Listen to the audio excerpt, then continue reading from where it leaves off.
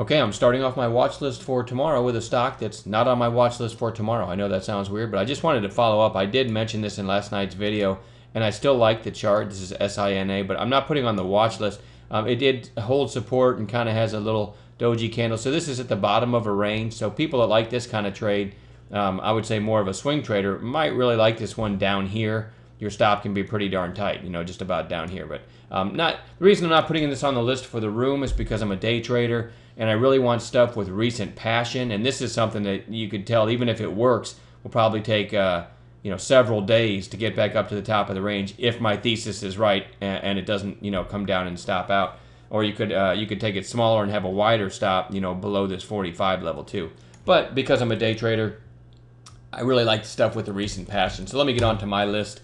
OCN, zoomed in a little bit, really got killed back here, and this was on the watch list for today. And I actually, early on in the morning, I did mention that this could work over the high of day break. I didn't, if you were in the chat room today, then you already know I didn't chime this. I didn't put out a bell and make an official call. When it looked like this, I think I just typed out OCN 2710 might get it going. Okay, so that's not an official call because it doesn't come with a trigger and a stop. But that would have been nice, and believe it or not, I typed that out and didn't get it myself. I'm trying not to trade the first 10 or 15 minutes each day, so but the theory was right. And I still think it's worth a look because you had a high, this would have been last Thursday of 2767, and now you're kind of a little cup and handle, and you're basing right below that area. So over 2770, this one could kind of start pushing up here. So I missed a nice trade in it today, but I think this could still get some passion if it breaks 2770 on Tuesday. TLM had that nice pop on Thursday, kind of a quiet day today, but closed near its high, so I still think it could be worth a look. Matter of fact, I was calling it over this little flag it was forming in the chat room today, but then we just ran out of time and it never triggered. So I mean, it's kind of interesting over like around 1083, because then just above that would be a break of today's high, and then you have Friday's high just above that. So you have what we call stacked catalysts, and this one could move. It's had some nice big moves lately. So there's my take on TLM. Let me try to type Loco again. Loco had a nice trade in this one today, and I still like it again for tomorrow. This one really bounced nicely off recent support, and it's just climbing. Had a couple red days, Thursday and Friday, and then today gaps up a little bit and closes pretty much at its highs.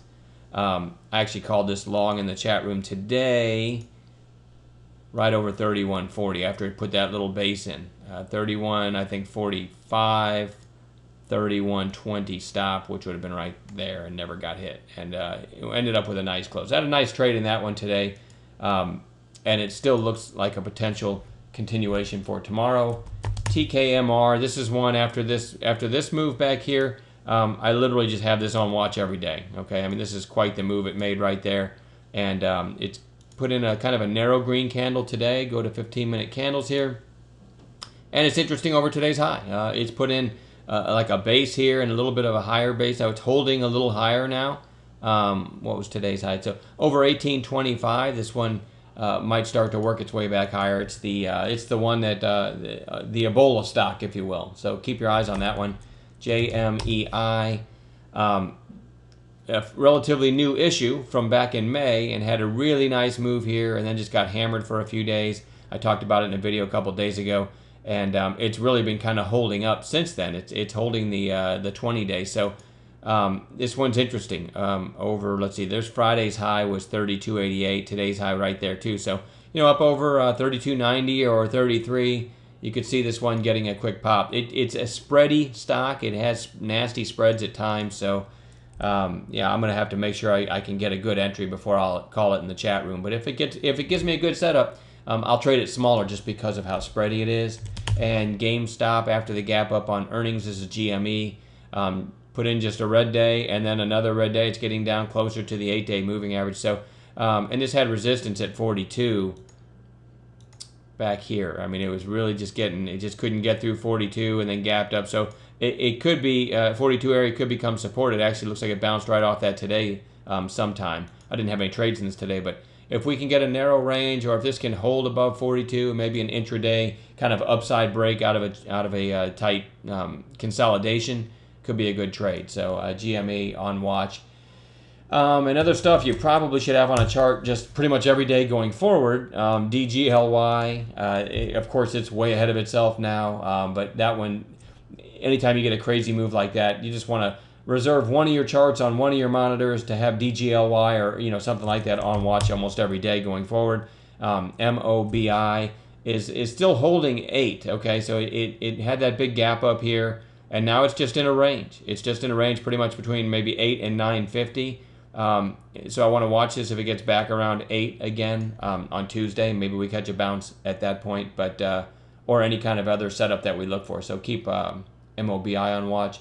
Here's a lower volume stock that's still interesting to me. HPJ gapped up a few days ago, 4 days ago, and looks to be wanting to sneak back up to those highs and maybe through them. So keep HPJ on watch. And then SeaWorld, SEAS, a very nice move on Friday, and then kind of a quiet day today, quiet inside.